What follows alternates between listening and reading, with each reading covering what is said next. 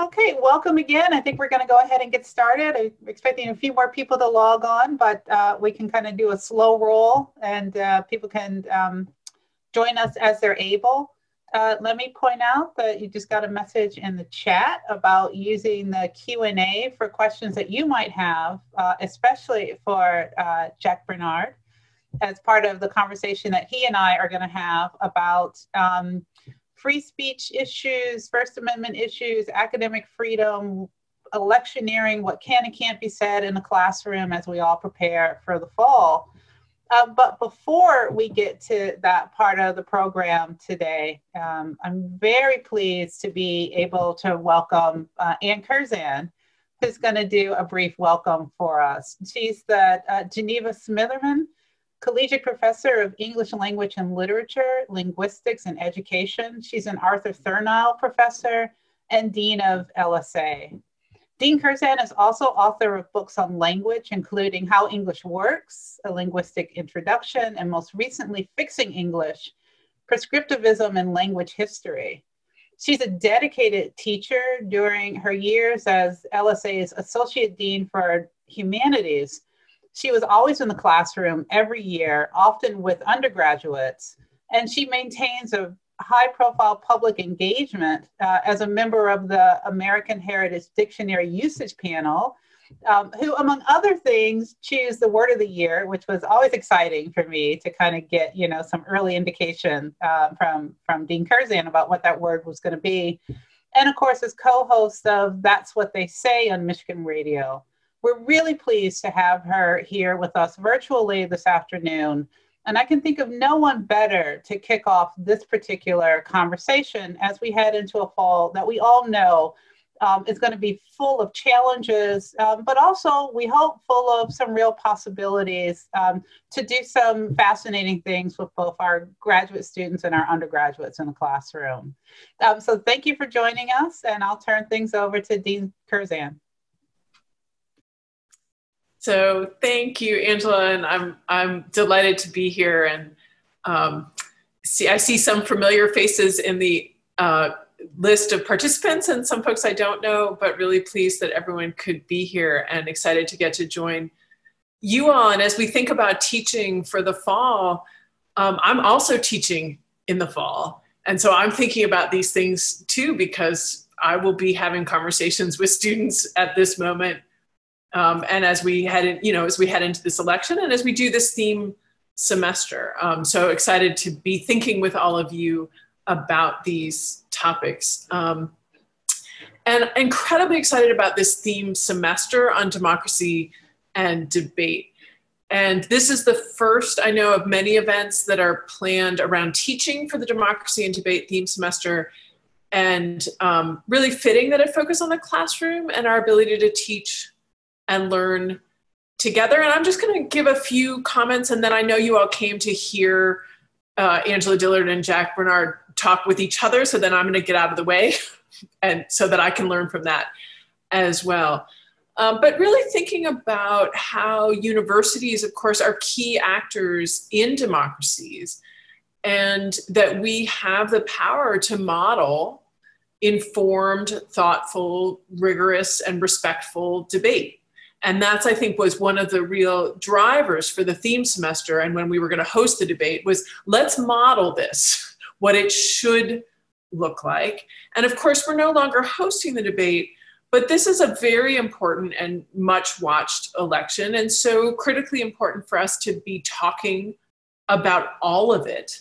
And by that, I mean, of course, there are the key issues in our society that we need to be talking about: structural racism, climate change, mass incarceration, healthcare, public education, and the list goes on of the issues we need to be talking about. We need to be talking about the health of our democracy. And we could all come up with lists of things we want to talk about: voting rights, free speech. We also need to talk about how we want to have these conversations. And that's why I'm so excited about today and this series.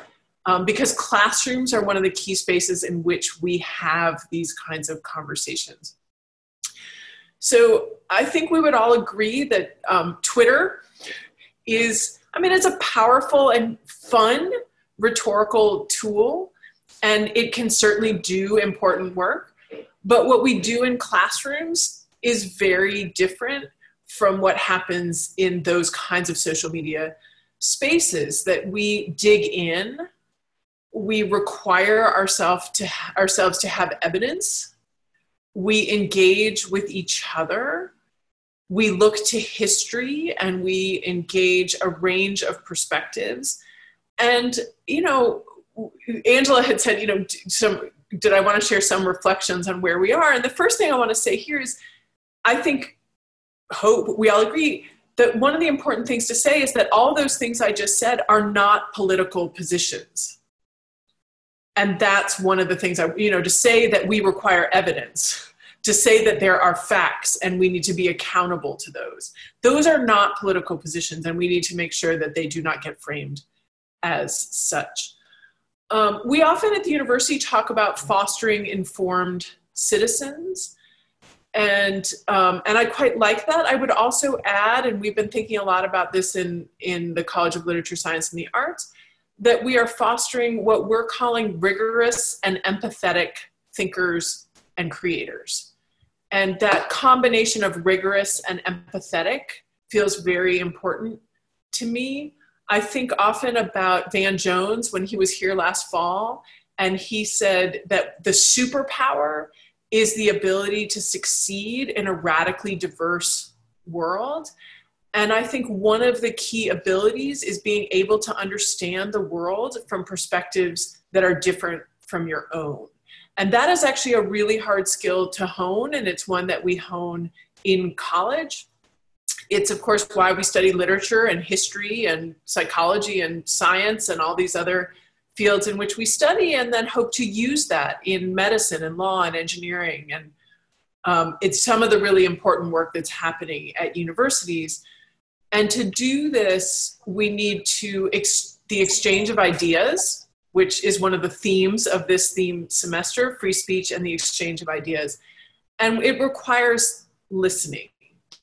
And so Angela, when she emailed me, had said, you know, are there comments I might want to make about the political discourse? And I'm going to keep those at a minimum, but I will say that I wish that we saw more listening and more genuine engagement modeled in the national discourse right now. And that to me is also not a party line. That's everywhere. That's more listening and more genuine engagement. And it is the thing that I think we do model and can continue to model on campus. And to foster those conversations this semester and every semester, they must be dialogic. And so I was just thinking about sort of three things. And here I'm turning both as a teacher and as a linguist to some extent. A few things that I am trying to keep in mind and have tried to keep in mind a long time is to think about how do we keep this dialogic, especially at this moment where things feel so divisive and so fraught. And the first is one which is assuming, and I think about this as a teacher when I'm talking with students about what I hope to have happen in a classroom, is to come in with the assumption that you can learn something from every person that you encounter. And then to figure out what you can learn from them. That you go in assuming that you will learn and that you can learn because this person has different experiences from you and different perspectives from you. And that to be able to learn that, we all must listen with the goal of being able to actually understand how that person came to believe what they believe or know what they know. And that can take questions to get to that point of trying to understand. And I remember when someone said to me that the key to really effective listening is to listen with the idea that you might need to summarize and explain what that person has just said to you. And I have to say that if you listen that way, it makes you listen very differently if you think I might actually have to be able to explain what this person is trying to explain to me. And the third thing I've been thinking about, and then I'm going to wrap this up, is, and this is something that I think a lot about as a linguist, and I know that Angela and Jack are going to be talking about, which is to accept that we are accountable for our words and their impact. And one of the things that often comes up in my own teaching when I'm talking about speech acts or things like that is this question of intention and the role of intention in speech acts. And that people will say, but I didn't mean that, right? That my words had a particular impact, but it's not what I meant.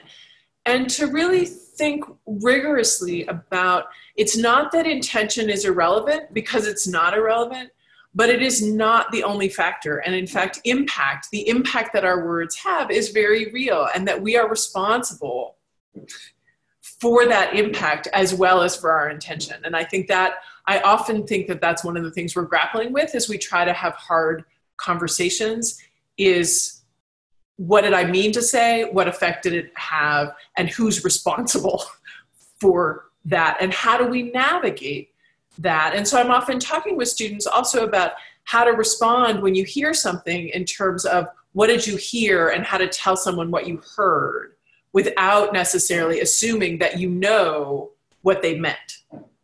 But that we do need to talk about what was said.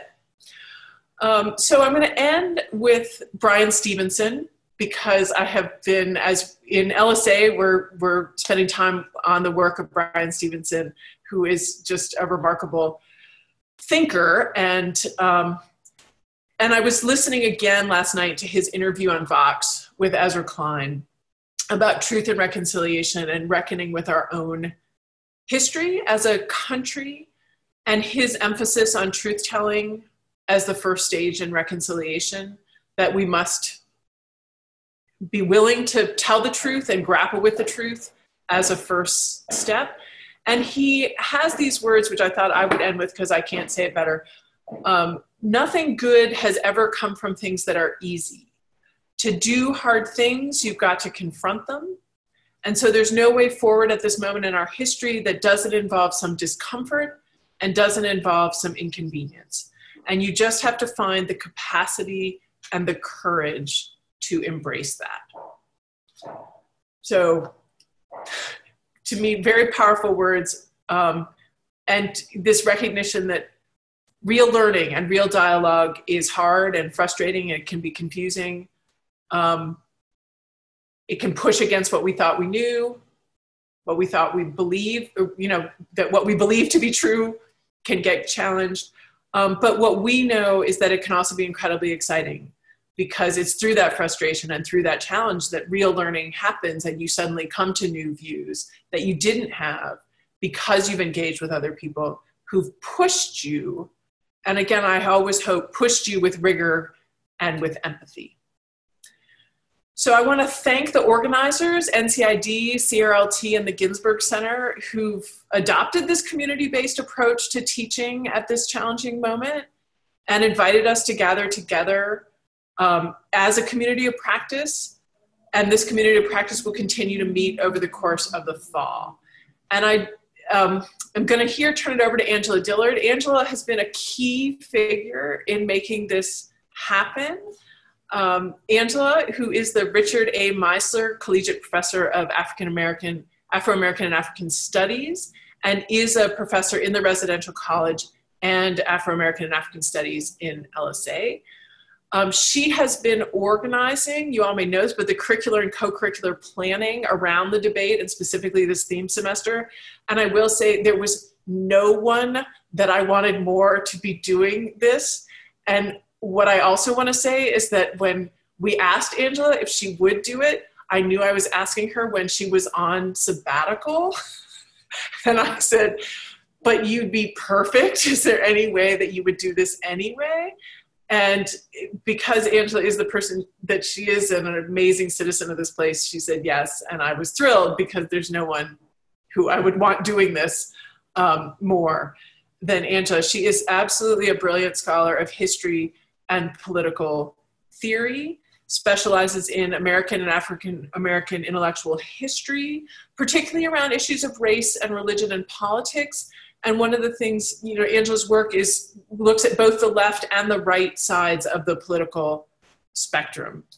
She's also incredibly thoughtful about teaching, and I had the privilege of working alongside her for 4 years in the dean's office when she was associate dean for undergraduate education and I was associate dean for humanities. So I am just thrilled to get to be part of this. I'm going to be able to stay around, I think, for quite a lot of this because I'm excited to learn in this community of practice as well. So with that, let me turn it back over to Angela Dillard.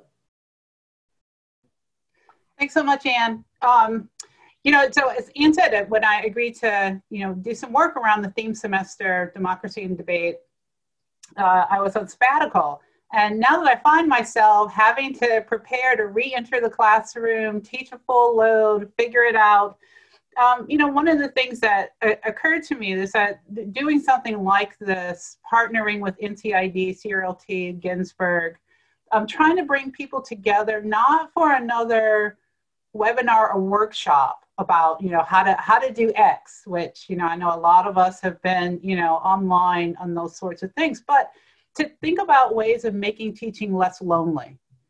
That I kind of feel like we often don't use each other as resources in the ways that we should. I know that when I kind of am really sort of grappling with something, I tend to these days turn to Facebook as opposed to, kind of having ways of turning to my own colleagues and having meaningful conversations about being in the classroom in this moment, especially for those of us who teach political history, policy issues, race and ethnicity. So I know a lot of people, who signed up are teaching R&E courses in the fall. Those things that are really tough topics where we get a lot of pushback from students.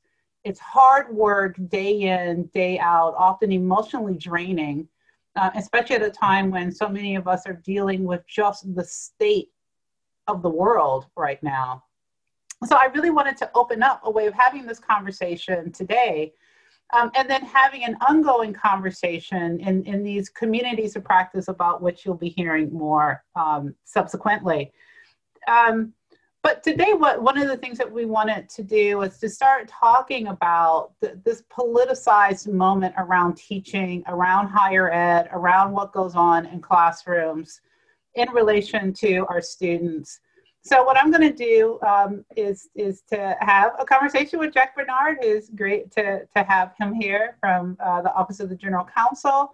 He's really become, over the years, a kind of go-to person for a lot of issues around free speech, what can and can't be said in a classroom, what can and can't be said on the diag, issues of the First Amendment rights, issues involving academic freedom.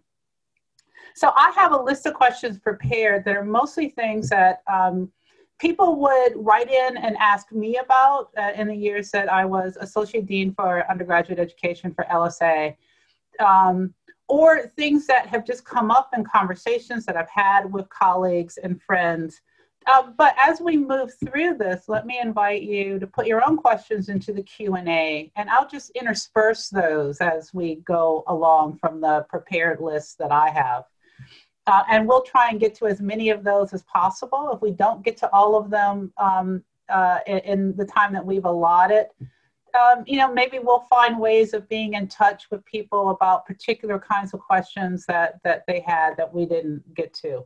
But I feel pretty confident that we can cover a lot of territory together this afternoon. Jack, is there anything else I should say about your role in the university, or anything else you want to say about your role in the university? Because it's kind of unique in some ways, right? I mean, I suppose it is. So I've been in the General Counsel's office for over 20 years and have worked at the university steadily since '93, when I was still a graduate student and law student. So I guess I've had lots of roles at the university, and I've been teaching at the university for about 20 years, and I guess a total of 5 schools on a regular basis, although more recently in 4. And I was chair of the university's Council for Disability Concerns for about 18 years and continued to do that work as just a regular old member, which I have to say is a kind of nice change. But So I get to think about these issues in the many hats that I wear at the university, and they're complicated issues. If they were easy, I would have already written a policy that made decision-making along these lines something that you didn't have to think about too much. But particularly speech-related issues at a public institution are always complicated, particularly when there are lots of people coming from different perspectives. And so I always appreciate the opportunity to be able to engage around these issues. A back and forth discussion is fantastic. And I hope that people who are watching, if you have questions, that you will pose them, and that we'll get some other perspectives out there as well. Great, thanks. I know that there's a lot of gray area here, a lot of things that just, kind of are a matter of judgment, maybe a matter of justification. But let's start with just some of the big things. So certainly as for myself, as somebody who's going to teach a course associated with the theme semester, deals with issues of race. So race and democracy is one of my courses. Has a lot of content that people would say is political, critical of the United States and its history, maybe critical of some things in the present. What are the top 3 things that I should keep in mind in relation to university policy, especially the pieces of policy that are relatively straightforward, relatively clear-cut? I guess there are a lot of things that you might think about. I'll see if I can keep it to 3, but I suspect I'll fail there. So it's worth starting by saying we are allowed to talk about political things in the context of the classroom, in the context of our professional lives. But talking about political things also might mean that we open doors to challenges when we inject politics into our classroom. So I'm not saying we can't do it. We just need to be aware that sometimes there are transaction costs that come with that.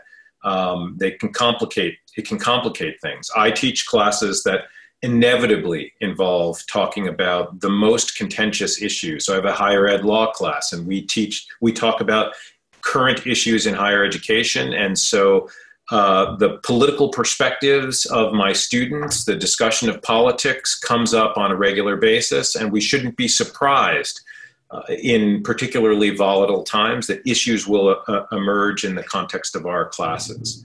I think if I were to, point us towards maybe some principles to keep in mind, the first thing I would think about is, in general, it's very, very clear that when we're speaking professionally, we are not permitted to take positions for or against candidates or ballot questions.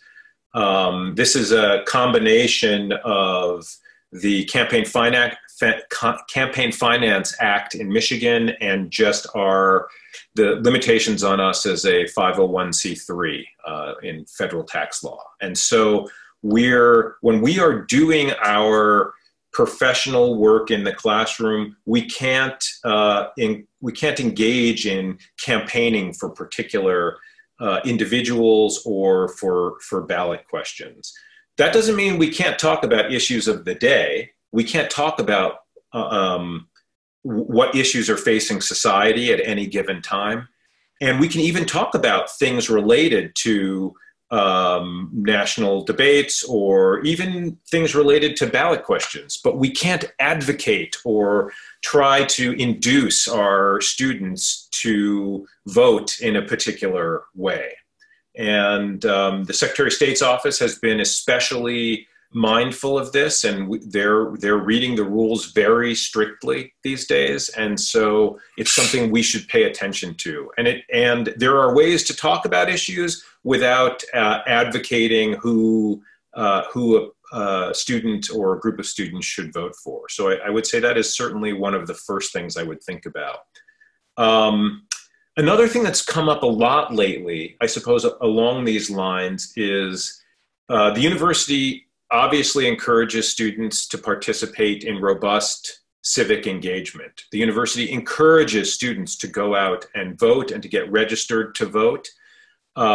We participate in something called the Big Ten Voting Initiative, and that's a good place to direct people to help them learn about how to get registered to vote, rather than perhaps doing it yourself.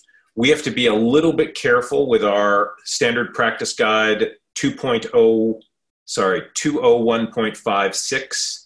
That's 201.56, which limits things like campaigning and initiatives for employees when they're working. We're certainly able to engage in those kinds of activities when we are not working. We're allowed to robustly participate in the getting people out to vote or encouraging people to have particular views when we're not in the classroom. But we do have to draw that line, and maybe I'll come back to this idea of that line in a moment. Another thing we might think about is when we're in the classroom, we should be respectful of the variety of viewpoints in front of us. As Dean Curzan just talked about, we have something to learn from each person, and one of the great values of our education is that people get exposed to lots of ideas they agree with and disagree with, ideas that shine new light on their perspectives, that might change their views or our views. And we should foster an environment that enables students to express their viewpoints. Some students will be very articulate, others will not. Some will be clumsy even in getting their perspectives out there. We wanted a diverse student population, and we have some of the kind of diversity we're looking to have here, and that diversity means it's the harder road. If we all thought alike, it would be easy to have all of these discussions. Everyone would just nod their heads. But we invite a whole variety of perspectives to come to our classrooms, and there's also differences in understanding. And so kind of having a charitable perspective towards the viewpoints that we hear in class. We're certainly allowed a viewpoint.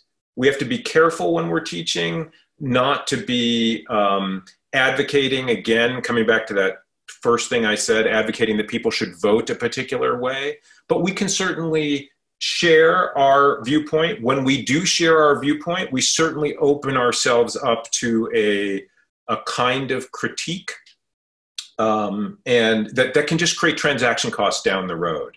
So when I tell students that I'm a vegetarian, if that ever comes out, perhaps a student who describes having a fantastic, scrumptious steak meal will question at some point whether I was harsher on her paper because I don't share her view, or just have a different practice. I actually don't care what she eats. I think it's okay for her to have a scrumptious steak meal. I just am not going to have one with her.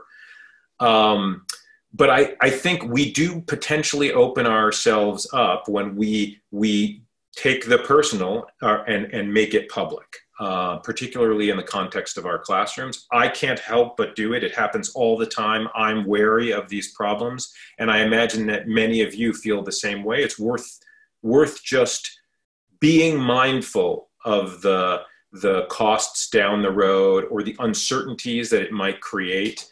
I'm not asking anybody to be tepid, and I think we should be who we are. At the same time, it is work, and we should sort of respect some of the lines that are out there. I know you said to stick to 3, but I have 2 other things. Let me do a couple of follow-ups. Yeah, sure. I mean, I think one big question might be, at least for some of us, whose pedagogy is about being really situated, right? It's situated in terms of identity, situated in a body of knowledge. I mean, so that we could not separate out what we teach from who we are, right? Yep. So the pedagogy demands, right, something about being not only a Black woman in the classroom, but a Black woman in the classroom with certain kinds of political commitments. Mm-hmm. Can you help? I mean, how do you kind of not? So there's electioneering, which is a line that seems bright. I can't advocate for this ballot initiative. I can't advocate for this candidate. Yeah. But what about that kind of broader? I mean, so is there something? Is there a difference between electioneering on the one hand and something that we might call advocacy on the other? And then just plain telling a student who asked me, who am I voting for, and saying, oh, I'm voting for X. I mean, are these, I mean, can you just help us think through those kind of three different moments? Sure. So the first, I mean, before I even say that, it's very true. We are all so enmeshed with our teaching. Even people who teach subjects that seem to touch on the most political issues less, there's this kind of personal investment in teaching. Yes, some pedagogies absolutely require more personal identity to be a part of the pedagogy, but I think we see this from faculty in fields where you might not think of that first, where identities might not emerge and deep political convictions might not emerge, but they do. So we hear this from faculty in all of our schools and colleges, these kinds of questions. So indeed, there is a difference between electioneering, and I think that's the simplest one, just baldly advocating to your students to go out and vote for the candidate of your choice or to support the ballot initiative of your choice. And when we do that kind of thing, we open ourselves and the university up to a certain kind of scrutiny, and there are potential consequences for that. I mean, faculty have run into these issues in the past here and at other institutions, and it's easy to get carried away, particularly when we feel deeply about something, to start down a train of thought and continue that, either intentionally or unintentionally, to bring ourselves to a place where we are crossing that electioneering line. It is good to be mindful of the line and to try to not cross it. But for the more political speech, just the generic political speech that we engage in, where we might say, this is the kind of thing that I worked on. One of the reasons many of us are here is because we actually have pragmatic experience. We're bringing to the table either real lived experiences to share in the context of research and scholarship, or we are bringing the experience of doctrine and perspective guided by research and study. And these things are important. It's important that we model how humans interact with what their experiences are and what they've studied. And so it is a very normal thing for people to put themselves into their teaching when talking about political subjects. And again, it's not that you can't do it. You can do it. But it does come potentially with consequences if there are collisions down the road. And we, as Brian Stevenson said, sometimes you have to do what's hard in order to do what's right. And I think that is true for all of us in the classroom. It's particularly difficult for people who are teaching about subjects that are particularly intense or fraught at the moment. And we should go in with eyes wide open. But we are absolutely allowed to talk about our political perspectives. If a student asks us how we're going to vote, it's up to us whether we want to disclose our vote or our personal perspectives. It's trickier when you start doing that in the context of the classroom, but I can see where those things come up too. I teach in the School of Public Policy and often teach in a class where we are talking about issues of the day. That's part of the title of the class. It's called Systematic Thinking About Issues of the Day, and a variety of people teach that class, and students are asking us questions about our lived experiences and our perspectives about those issues. There are certainly ways to talk about issues and to represent viewpoints without helping students to feel like they must share our views. You can inspire students to have new views. We do all the time. Students come in with particular ideas about any aspect of a subject, and they leave changed either through the discussions they've had with their colleagues or their own study or their interactions with us. So I think it is important to keep that in mind. I'll also say a line that might be helpful to ask yourself is, how connected is what you're talking about in the classroom to your course content? If it's deeply connected to the course content, well, we have more freedom to explore there. When what we're talking about is less connected, well, then there are potentially more questions that might come to us later on. That's not to say that we can't talk about issues that are going on in the world, and students are certainly impelling us to do so. When something dramatic happens on campus or around the world, students have a variety of different perspectives about how we as individuals or we as an institution should respond. Some students say, hey, I'm just here to learn this subject matter. If I have resources I can go to, I don't really want to hear the faculty member taking up time talking about this political or social issue in the class. That's not why I signed up for this class. Then another group of students says, it's so important for me to know that my faculty members are thinking about this issue, that they're even just receptive to the pain that I'm experiencing right now. And we've had incidents like that on campus. And I know that when I teach and those sorts of things happen, I do take a moment to talk about those issues. I talk about that we acknowledge that these issues are difficult for some students, maybe some students more than others. This is a time to be charitable towards our peers and to engage with each other respectfully. And then I try to talk about places where people will be able to get good information that they'll need. Because I always think I've got a curriculum to get through. But at times it's important to stop and engage around the most political, contentious issues of the day.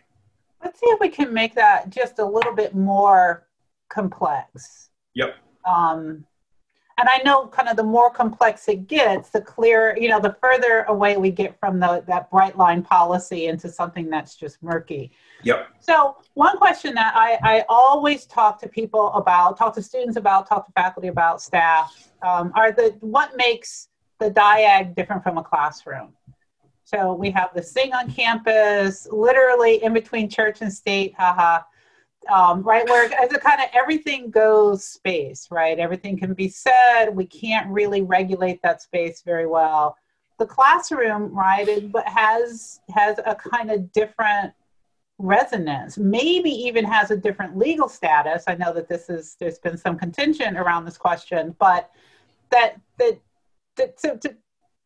what am I trying to say? So the degree to which I, as a faculty member, particularly as an African-American woman, a certain set of political commitments, especially to an anti-racist pedagogy and educational practice, anti-racism maybe even as a learning goal or outcome, right, that I'm trying to. So if I'm confronted in my classroom with something I think is blatantly racist, and I want to say that's not allowable, right? You can't say that in my classroom because I can bring to bear all of my knowledge and education, practical experience to say that this is fundamentally harmful, it's wrong, it's ignorant, and that there should not be a place for that level of ignorance in a classroom, right? So a real kind of distinction, that says it's not a free-for-all.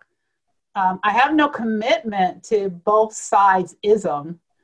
If I think one side is just fundamentally flawed and wrong, maybe even to the degree that one side is raising questions about the fundamental humanity of a segment of the human population. You know, that it's just it's too far beyond the pale for me to think that there's anything that's going to be generative or educational or valuable about that kind of speech. Mm-hmm. I mean, how do I think about that? Okay, you have a lot in there. I'm going to try to tackle it all, but if I miss something, which I'm sure I will, bring me back to it. So the first thing that you talked about was the sort of difference between the DIAG and the classroom. And it may be worth just saying a couple of things about that.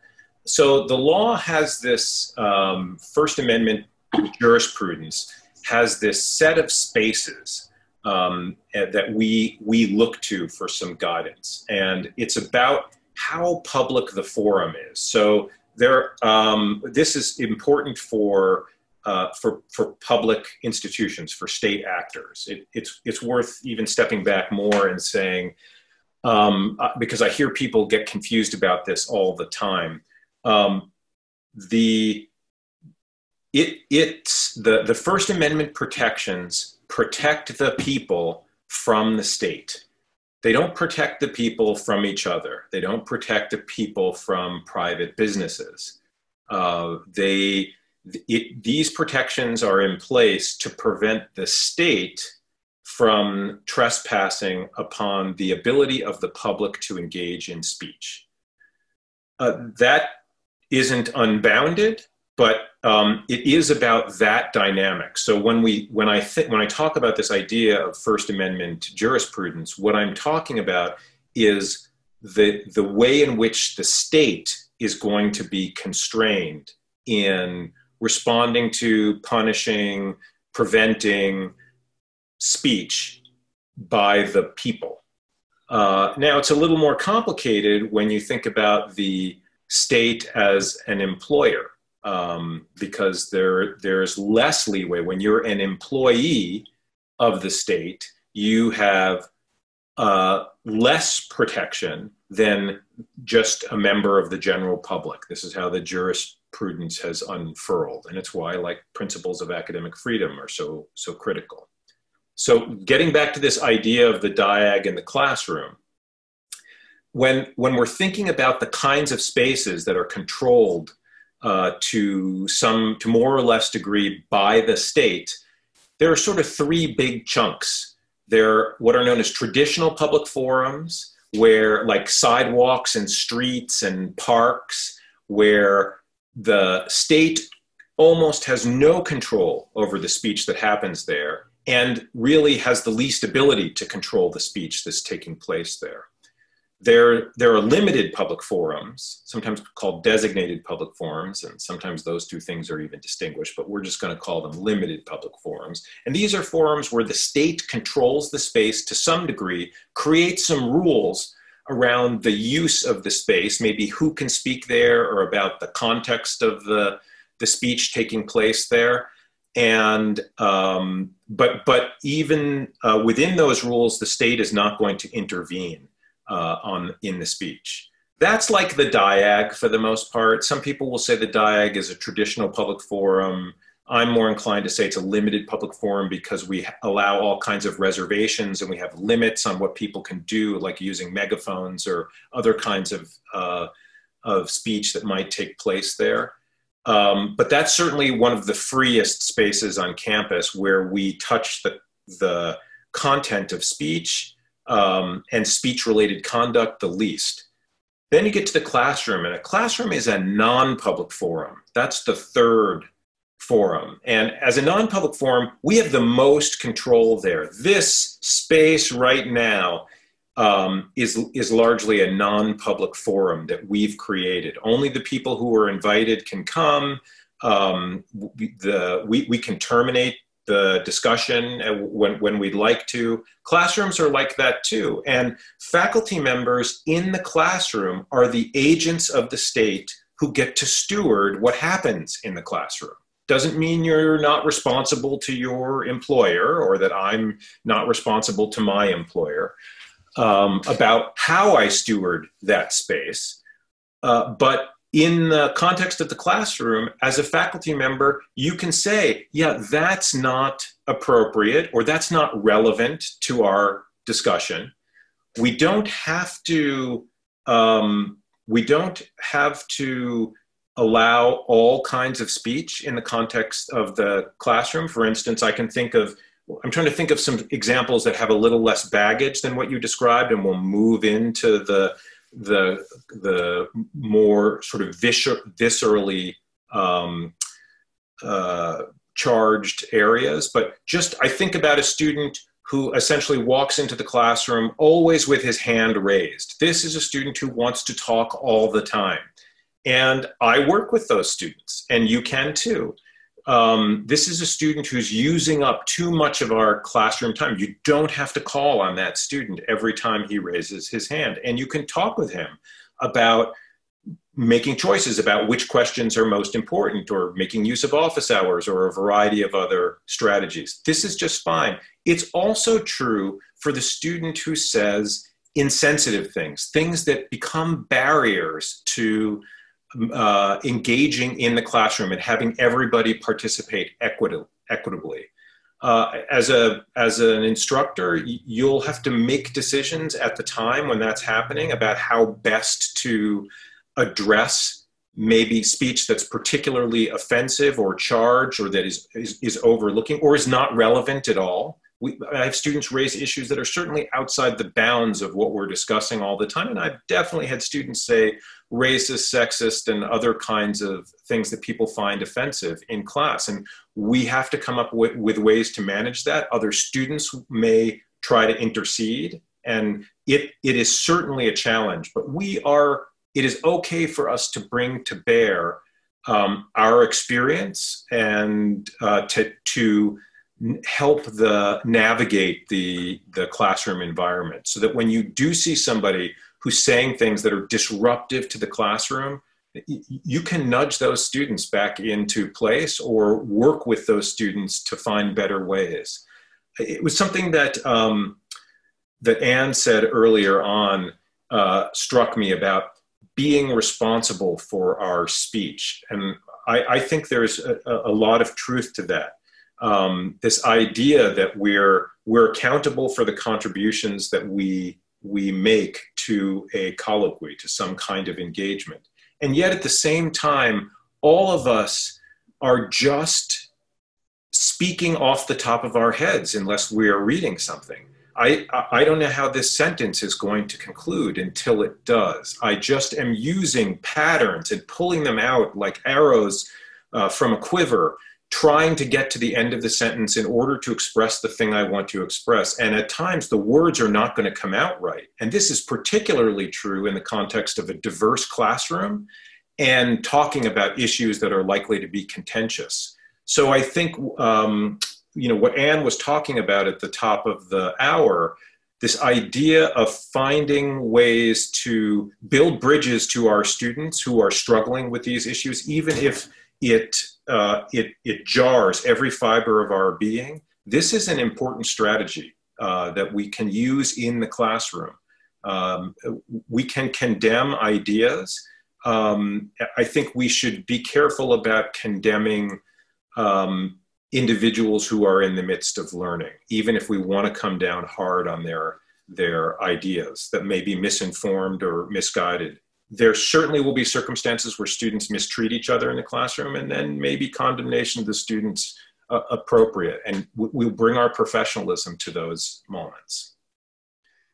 Let me just co-sign that. I mean, I think that that's absolutely true. I did, that there are a variety of viewpoints in the classroom, and it's our obligation, our responsibility, our, in some cases, privilege to be able to teach everybody in a class and to build those bridges. And but I think for me the really interesting moments are where there's this kind of tension between a student's free speech rights. I don't want to press that too much, but kind of a level of free inquiry that's absolutely necessary to be able to learn. Right, especially as you're learning difficult topics. versus my obligations as a professional, and then as someone who has academic freedom precisely because of that training and professionalism and my occupation. So I get all that, and that this is always going to be there are always going to be a lot of tensions there, right, between academic freedom on the one hand, free speech on the other. And I get that it's part of our responsibility to be able to navigate that. I'll say too that CRLT, Ginsburg is something that they're going to be running that they have run a lot of training on how to manage those hot moments in a classroom. They're going to be continuing to do that kind of training. But let me give you another instance. So I sometimes find that I'll say something that I didn't even think was that political, certainly didn't strike me as radical in any way that I would understand what radicalism is, certainly, or Marxism, right? So the things that seem relatively mild, but that because of what people think they know about me, what they assume to be about my identity, here's something that's far more radical than anything I ever intended. And then takes that and tries to make a big political issue out of that. Right, so not only inside of the classroom, right, which is going to be disruptive, and I'm going to try and manage that the best that I can using the tools that I have, but possibly even when it's taken outside of the classroom. When it's on Twitter, where something I said is misrepresented, where I've been filmed without my consent. Can you help us think about those kinds of issues? I know it's always a big kind of concern, and I think it's a concern for some people who are going to be teaching in the Democracy and Debate theme semester, precisely because we've sort of made this a little bit more visible, right? So we have this set of classes, they're on a website. This could lead, to some of we hope not, it could lead to some of those kinds of instances. I mean, how do we think about that? Are there things we can do if we have those kinds of experiences? I'm sorry, that was a kind of that's okay. way into it, but Yeah, I see where you're going, and I'm going to go from the back to the front this time of that question. And again, if I miss something, just poke me and make me go back to it. But I want to start with the idea of being recorded when you're not expecting it. And the first thing, I'll just remind everyone that we are being recorded here today. But you should, I always assume that I am being recorded. And I think you should assume that too. There are certainly some things we can do, and I'll talk about at least something you can consider. But we live in a world with the smallest microphones and with the furthest reach and little cameras, and you won't be able to identify them. And so I assume whenever I'm in a meeting or in any kind of remotely public place, even someone's private office, that the words I'm saying are being recorded and that they will be used to affect some agenda, which may or may not be my own. And so that's a risk that we take. For instance, we are in a state where anyone who is a party to a discussion, we are what's called a one-party state, may record that discussion. Not a third party, not somebody who's not part of it. So we know right now, for instance, that there are something like 28 people participating, and any of the 28 people in our state are allowed to record this engagement because they're a part of the discussion. I realize that 24 or 22 of us can't actually speak directly, except in the chat, but that's how the law works. In some states, it requires all parties to agree, but not in our state and not in many states. So it's worth, every time you pick up the phone, you can assume that the other person is making a recording. although they may or may not be. So what do we do about that? Well, I'll tell you what I do about it, which is that I put something in my syllabus that says, I don't want people recording unless they've told me, so that I can tell the entire class that recording is taking place. So undisclosed recording is not permitted in this class. And we can make that a rule of our class. And of course, we need to have options for certain kinds of recording. Some people, to accommodate disabilities, for instance, need recording. Sometimes we record because a sizable section of the class won't be there. Sometimes we record because there's a pandemic going on, and people will need to be able to access these materials after they've recovered from the virus. And so I always think it's important to let people know that a recording is taking place so that someone can decide for themselves whether to disclose that information. All that is to say, what we do in the classroom, our best moments and our worst moments could be recorded. Now, just because someone's permitted to record something doesn't describe the ambit of what they're allowed to do with that recording. And so there are responses that we can give to people who record, especially if it's against our rule, and then go out and use that recording in some way. There are a variety of examples on YouTube. You can find them of, faculty members losing it in class. You can search for that and find examples of faculty members who got caught at their worst moments. I suppose for some of them, maybe it's a normal moment, but the faculty run the gamut too.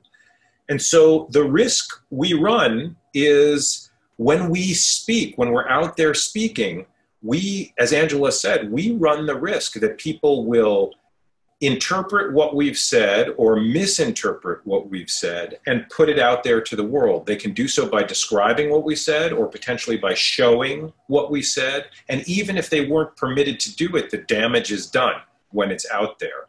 People can mischaracterize what you've said. They can also misunderstand what you've said. They could just plain disagree with what you've said or put a spin on it. They can even accurately describe, steelman your position, and then use that to ridicule or humiliate you in some way or another. And these are risks that we take, and it's increasing because there's so many ways for people to record the things that we've said, and so many avenues to immediately, even during class, to share the things that you've said. We've had faculty members who have had students tweet small bits of long discussions in the class saying, this is what my faculty member just said, and ignoring the paragraphs before and the paragraphs after. And this is the world we live in, this kind of immediate 140, 280 character world where we and our deeply studied conclusions can be tossed out and dismissed in the most disrespectful and narrow-minded ways. Did you see an uptick of that kind of behavior at all as the university went online in March? And does the university anticipate that this is going to become more of a challenge for us institutionally, legally, personally, professionally? I mean, I think we need to acknowledge that, in some of these instances, people's careers, might be harmed for this. And are we running a greater risk of these kinds of instances as we do more online education? So I myself was teaching last winter term, and so it got to experience this sort of adjustment firsthand. So I know the kind of stress that people were feeling, and I did talk with lots of faculty. I noticed an uptick in concern from faculty, and I'll talk about that in a second, but I haven't noticed an uptick in incidents of faculty members being either ridiculed or condemned, using the recordings, or just there wasn't really a higher incidence of it. Now, maybe we were all so shocked, and now that people have adjusted, we'll start seeing more of that. There are certainly places where that happened around the country, and I just don't know what their populations were like. You know, the particular zeitgeist of a campus can really affect those sorts of things. And so what I've noticed here, though, is when we do have incidents like that here, they come in packs, and it happens sometimes for a while, and then it abates. Now, faculty have been really concerned about students making recordings and how they will be used, because it's really easy. Anyone here. So we've said that this session is being recorded and that it's going to be shared. But any one of us could also be using software to record this session and get at least a similar kind of experience. And those bits can be, you know, either selectively culled and used in another way. So that is certainly a risk, and I understand why people are concerned about it. I do think it's a good idea to tell students, yep, we don't want you making recordings. You can use the recordings that we're making for the purposes of studying the class, but we're telling you that as part of this class, you're not to share them outside the class. And those are legitimate things to tell students. We have all kinds of conditions for classes. Different schools and different classrooms have different policies about, if you're going to be late, don't bother coming. Some professors say you may not bring a laptop to class. Other professors say 3 absences and I will downgrade you a grade or a portion of a grade. There are lots of different practices. What's important for us is to be clear about those practices with respect to recording, and to acknowledge that we want to be respectful of not only each individual student, but the class as a whole, and for people to be able to get the best experience we can have under what are not ideal circumstances for us. So I'm keeping my eye on the Q&A. Let me, invite people to, add their own questions. And for those of you who had questions that I tried to interpret and to fold in, let me know if I didn't get that right, and we'll circle back on that. Yeah, I mean, you pick any question you like, and and draw my attention to it or read it, and you should probably read it, because people who are watching this later may not be able to see it. That's right. Well, we do have one follow-up to the recording question, which is, so can we say, for example, that someone could fail the course if they publish a recording or excerpt without permission? I know that's harsh, and I'm not saying that I do that, but given what Jack said about consequences, for example, being late and other kinds of things, so how far can you go with this policy against recording and sharing? So I would definitely say that it's certainly possible to create such a rule, but I wouldn't do it alone. I would reach out to my chair or my associate dean or my dean to kind of just see, is there going to be institutional support for that posture? Like, let's think through it together. Sometimes our own proclivities might have us more nervous than the overall system, might be for a particular response. I'll give you an example in my own life, which is not directly related, but in my own teaching. So I've been teaching now for over 30 years. And I taught my first class 31 years ago, 32 years ago, something like that. Anyway, I have always taken the position that academic misconduct is not going to result in a failure in my class. But, something that really crosses the line, I'm not talking about just forgetting to put quotations around one quote in a paper, but a significant breach of academic misconduct by a student. I will give the student will have to redo the flawed assignments or flawed tests, and that student will then have to meet with me for the entire next semester. I'm going to give the student an incomplete, and we are going to meet once a week for 14 weeks, and I have a curriculum that I use. This is dramatic, and not a lot of faculty do this. I've done it 13 times in my career where I've met with a student. They all hate it when they hear that that's what the consequence is going to be, and I describe it. But I've also gone to all my associate deans saying this is the strategy that I use, and I'm committed to doing it. And that has meant some students were delayed in graduation, but they were going to fail otherwise. So that would have delayed their graduation. But it's a strategy that I used. And I think if you were going to come up with something that seems to not be typical, that falls outside the sort of normative lines, I would engage, up your chain. I know we don't like, as faculty, we don't like to think of ourselves as sort of reporting to anybody, but imagine hypothetically that we report to people, and we should go to those folks like a department chair or an associate dean or dean to just think about whether this is going to be something the department will sustain. So another question kind of on this, and I do want to ask after this one though, about reflections on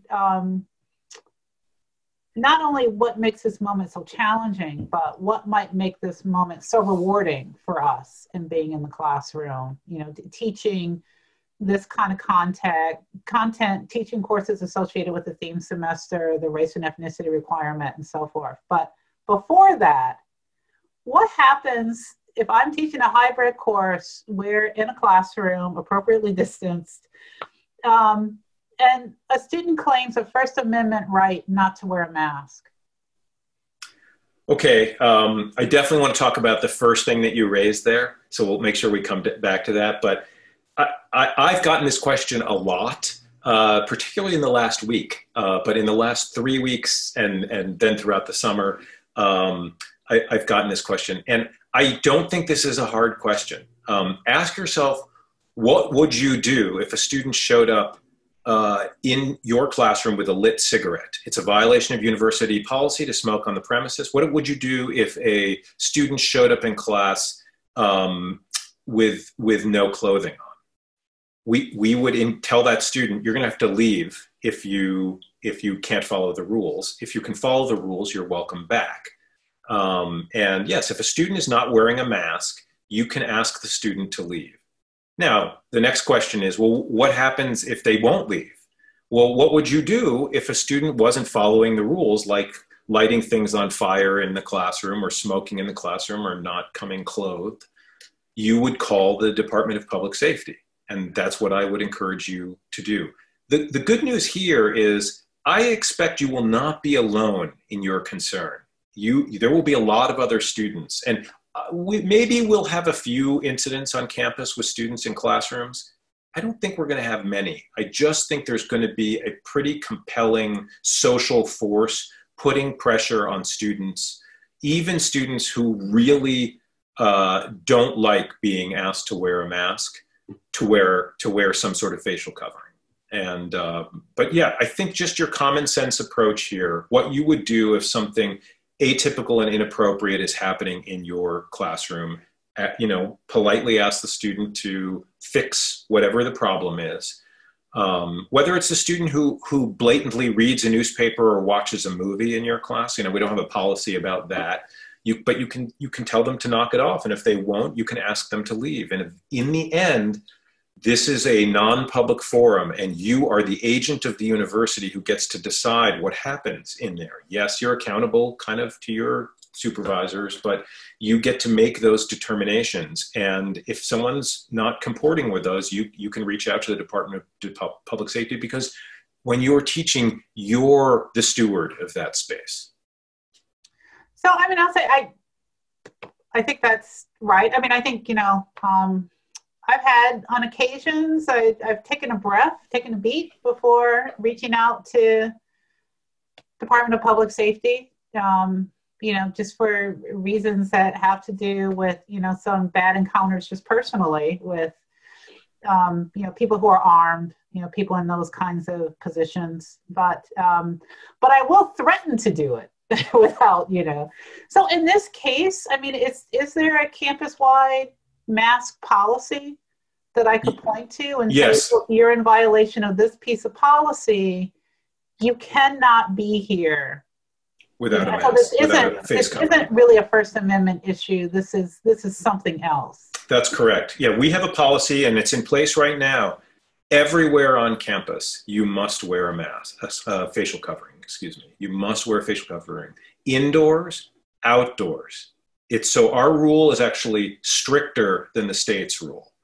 There are some exceptions. While you're eating, you don't have to wear a mask as long as you're maintaining social distance. When you're alone in your office, if you have your own office space, a closed office space, you can doff your mask. But if someone else comes in, you must put it on, your facial covering.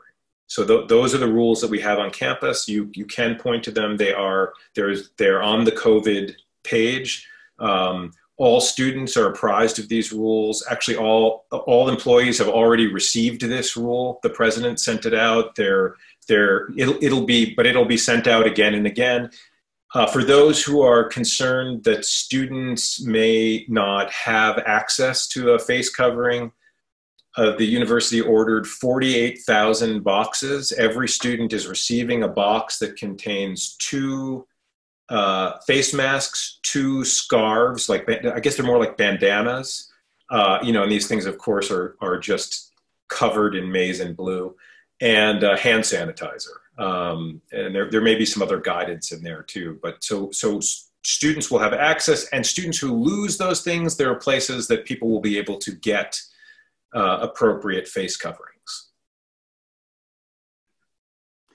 Thank you. So let's loop back to the question of, the kinds of real opportunities we have in this moment. I mean, I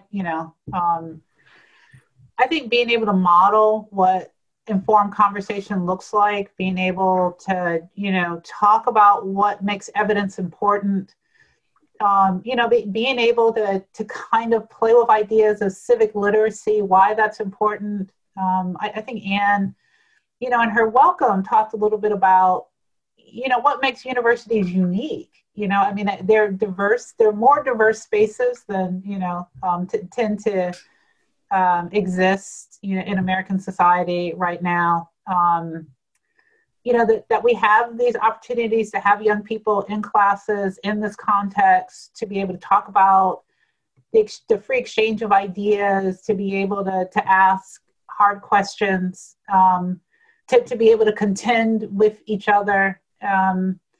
So what for you kind of is really exciting about the idea of being in the classroom in this moment? And are you teaching in the fall? I'm not teaching in the fall. I may be teaching in the winter.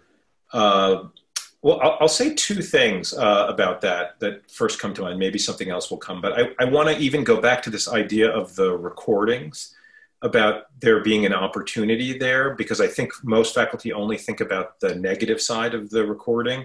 I had a student in my class last semester who went back home because she had no other place to go. So she went back home. But when she left home, her parents, for financial situations, moved to a much smaller dwelling. And so 6 people, when she moved home, were now sharing a 2-bedroom tiny apartment. And there weren't good places for her to be with her siblings all over the place. And in fact, her siblings needed her computer in order to be able to study.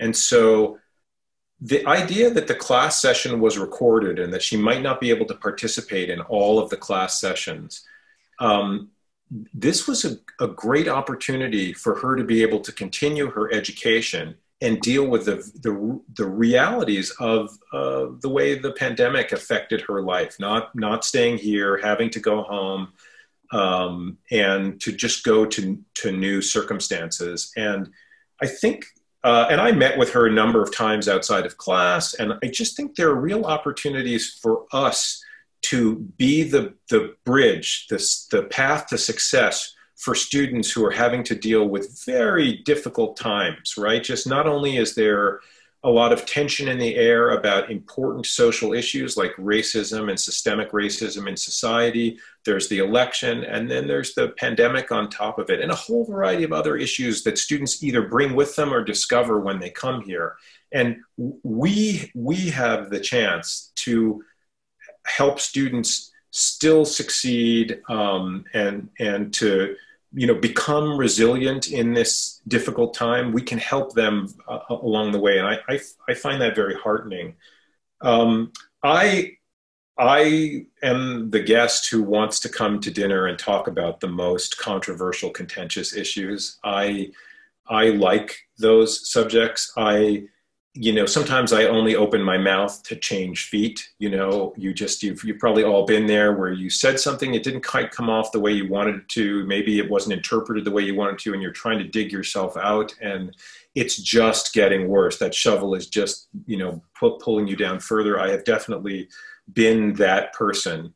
And yet I think it's as critical as ever to have difficult discussions. The problems don't solve themselves. The problems we have are difficult problems because they're difficult, right? We're facing them because they don't have easy solutions, even if we think they're easy, right? Changing the hearts and minds of individuals, changing how people really feel inside, that's not a thing we can do very easily. And so being successful in helping our students learn how to use critical thinking and facts and evidence and reasoning and poise. I'm not saying that they need to abandon the emotions and motivations that they have to get to the end, but they also need to understand the terrain that they're operating in order to be successful. Even if they think everything about the society or everything about the person they're learning from is not what they had wanted.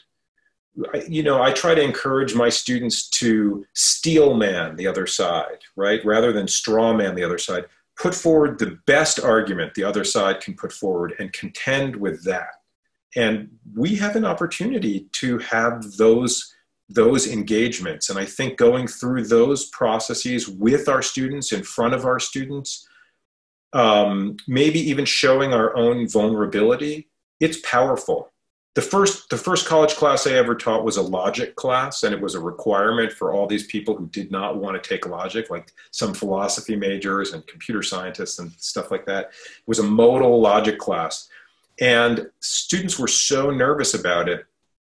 I would never do the problems at home ahead of time. I would just do them right in front of the students on the board, and I would make mistakes, and there were some students who would spot those mistakes, and I think it was powerful for them to see their instructor as having vulnerabilities or being imperfect and not necessarily always knowing how to navigate really difficult waters. And I think this is powerful in things that are less structured than logic as well. And I certainly use that tool in the classroom today, that I'm willing to talk about things where it's, it could be uncomfortable for me to talk about those things, and to have students say, you don't know what you're talking about. And then I will happily say, well, let's dig deeper on that.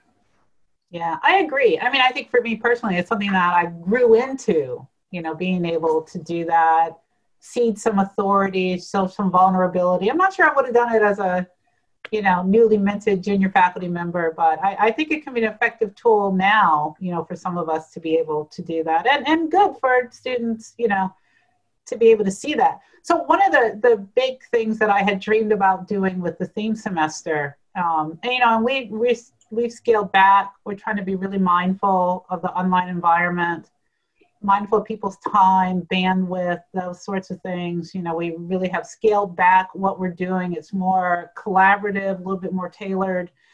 And maybe this will work out, but one that I wanted to do a forum on the free exchange of ideas. So not free speech, right, which is the freedom to just show up and yell at people, but the actual exchange of ideas and what makes that so difficult in contemporary American society, and to argue that it's not so much intolerant young people or overly sensitized people of color, but things like Citizens United, the idea that now money has been equated with speech, or structural inequalities that make it really difficult to have those kinds of real exchanges of ideas. Or, and this comes to one of the questions that's in the chat, the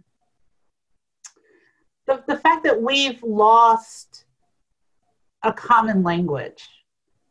So the question in the chat kind of circles back to Dean Curzan's statement about evidence not being valued, a political position. Yeah.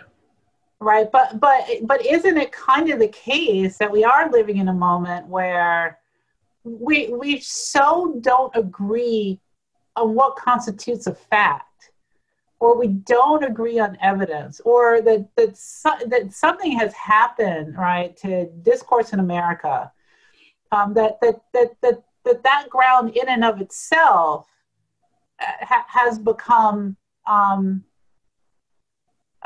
kind of politicized terrain. And then I have a follow-up about that, about voting. But what do you think about that? So, I mean, I do think we're certainly seeing that on show right now. I don't know whether it's new. Like, I've heard a lot of people say that. I'm not convinced it's new. I just think we now see it more. We have more mechanisms to see that. I think over the Thanksgiving or kitchen table, whatever, whenever you get lots of people around the table together, I think we see people asserting things as facts that aren't facts, or discounting things that are facts on a regular basis, and it just isn't so public. Maybe it's worse now. I mean, I'm not quibbling with the idea that maybe there has been a real change, but I'm open to the idea that there hasn't been a change. I'm interested in how we have difficult discussions. In fact, I'd love to teach a course on how to have difficult discussions. The problem is I don't know that I'm equipped to teach that class, but I would be game to try, because I think I don't know how we're going to make progress on these difficult issues unless we talk about them, unless we engage towards solutions. And I know that, we're on different timelines towards solutions, even people on the same side. Some people think it has to be tomorrow. Other people say tomorrow's not a prudent strategy. We need to ease into it stepwise, successive approximation. So even people who share the same ideals and the same trajectory may not agree and are having difficult times engaging around those issues. So when we are in the classroom, I think there's this opportunity for us to model how to have those difficult conversations. Maybe we can't have those difficult conversations every class. Maybe our class is one where we have to have them every class. It really depends on the class that you're teaching and your style of pedagogy. But I do think we as instructors have an opportunity to focus on the idea of how do you dig deep to make sure that you're believing true things. Like, that's what I want to do. I want to believe true things. And I want to get information that lets me formulate a good opinion. I believe many things, I'm sure, that are not true, thinking that they are true. And I think we want people to be, our students to face this idea that the things that they hold as sacred, the things they believe, the things that everyone told them in their life, the things that are organizing principles, may actually not be facts. They just might be the stories we tell ourselves. And what do we do when we encounter that? How do we navigate that as individuals for ourselves and for the issues that we're thinking strongly about? There's this physicist, I think he's a physicist, maybe he's a mathematician, called David Deutsch, and he said something a couple of years ago that struck me. I might get this quote wrong, but he says he was struck by how people who are the angriest seem to know the least about the things they're angriest about. Like, he's noticing that there's a lot of that these days. And it's driven by feelings. And I think there's nothing wrong with having or using one's feelings, but I think this idea of respecting critical thinking and facts and prudent methods for knowing the world, these are things we can show in our classrooms. So once the pandemic is over, I would love to have you over to dinner and continue this conversation. I want to get one more question in, and it's a little bit of a clarification of something that you said earlier. Okay. I want to leave enough time for my co-organizers to talk a little bit about next steps with these communities of practice, this attempt to make teaching less lonely, more collaborative, more collective for us, to build, a whole crew, a village, a community, call it what you will, as we move through this challenging semester. So I want to make sure I do that. But I want to go back to the question about the Big Ten Voting Challenge, doing clear advocacy work in classrooms this fall to get students to register, to get students to vote. I've gotten a couple of messages from student groups about, making election day either optional for students or doing something that's asynchronous so that people are allowed, to be able to navigate voting, or for young people to go and work in polling places, which I thought was a really interesting part. They had a whole paragraph in this letter to the faculty about that. So 2016, I'm sitting in the LSA Dean's office, and I'm getting a lot of email, a lot of hate mail, a lot of calls, but for people who believe that advocating that college students register to vote constituted electioneering and was inappropriate behavior on the part of LSA, Michigan, and then just myself. I mean, because they said that what you're really doing is shilling for the Democratic Party. And I thought a lot about this, and, a lot about that. I think it's unfortunate that, voting for young people has become a little bit more associated with one party versus the other. But I thought I heard you say that maybe we should think twice about doing voter advocacy work inside of our classroom, and that maybe we would be better kind of sending people to Ginsburg. Is that right? If I did say that, that isn't certainly what I meant. So I may have been imprecise in how I described that. So let me just roll that back and unpack it a little bit differently. We can absolutely encourage students to go out and vote. Our student population, from all the data I've seen, is actually more conservative than the faculty population. So, and more conservative than when I came to the university. So I don't think the claim that we're advocating only for, by encouraging people to vote, we are encouraging only one party to vote. I actually think we are encouraging our students to participate in civic engagement and to be a part of the political process. And that is a fine thing for us to do. And we can absolutely encourage students to go out and vote.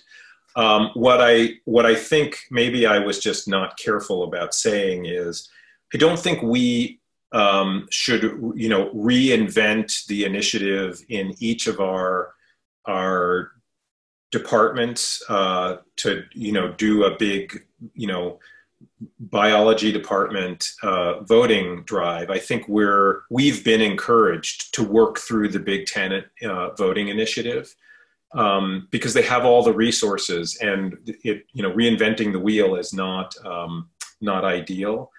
And we do have to, I suppose, be a little bit mindful of SPG 201.56, but I do think we can absolutely encourage our students to go out and vote, to get registered in a timely manner. I would stay away from telling students what state to register in. I think that starts to crawl towards the line of electioneering a bit. But I think just encouraging students to participate in their society is a great thing to do. And again, I'm sorry if I misled everyone. Great, thank you for that clarification. And we will be sending people more information about working with Ginsburg. We've got great stuff planned. There are a lot of student-driven initiatives around registration and voting and maybe working in polls, different kinds of things. And we're, very anxious to share that information share information about resources that are being provided by NCID, the National Center for Institutional Diversity, IGR, Intergroup Relations, CRLT as well. Maybe some stuff about thinking about the first day, setting a tone, having a plan, you know, for that first couple of days in the semester, given, you know, this moment, both with the COVID pandemic, protests against structural racism and police brutality, and the upcoming election. So look for more information for us. Let me just thank people personally for tuning in and for being a part of this. Let me thank the co-organizers. This has really been terrific. Jack, thank you so much for your perspective on these issues. And let me then turn things over to Whitney, hopefully, to say a little bit about next steps with the community. Absolutely. Hi, everyone. I'm Whitney Peoples with CRLT, the Center for Research on Learning and Teaching. And first, let me say a thank you again to Angela and to Jack for a really very thoughtful and nuanced conversation today. And thank you to Anne for framing our time together, and to everyone who's joined. We are really excited about what's coming up in the rest of the Ready, Set, Teach series. The next phase of the series, which is the start of the small communities of practice, offers us an opportunity to plan, practice, and reflect on our teaching together over the coming semester. And the structure of a few meetings at key moments over the next few months is designed to help foster what Angela has often talked about as that much needed teaching community, trying to make teaching less lonely in general, but I think in particular in what's going to be what we anticipate being a challenging semester for a number of reasons. And though it's going to be challenging, as Angela and really all of the speakers today have noted, it offers some compelling opportunities for critical conversations, for modeling ethical and civic discourse with our students, and for timely commentary on what's happening in the world around us. So we are looking forward to what we can create together. In the next few days, Dr. Megan Sagoshi from NCID is going to send out the final placements for the 3 communities of practice. And again, for folks, those communities are facilitating high stakes discussions, which will be co-led by Dr. Victoria Jeniton and Dr. Kate Livingston of CRLT. The second community will be navigating politics and policy in the classroom, and that will be led by Dr. Mary Jo Callan and Dr. Naraja Arvamadun from the Ginsberg Center. And then finally, a community on managing conflict and disagreement in the classroom, and that will be led by Angela and by me. And so please look out for an email from Megan over the next couple of days to let you know what your final placement will be based on the 2 preferences that you noted in your registration. We are really excited that you joined us today and are looking forward to working with folks starting in September and over the next few months. Thank you all. Great, thanks again. This ends our formal presentation. Jack has agreed to just hang out for a couple of minutes in case there were other questions that people had that we didn't get to. And then we're gonna make the recording available to other of our colleagues, and probably invite people who weren't able to make today's session to join one of the communities of practice along with us. So thanks again. We're going to end the recording and the formal stuff right here. Good luck this fall. Please know that you have a lot of people around who are willing to be a resource and a sounding board and a support system as we tackle this challenging, exhilarating upcoming semester. And look for more information as well on the Democracy and Debate theme semester events, especially for those of you who may want to use some of the programming in your classes. Thanks again.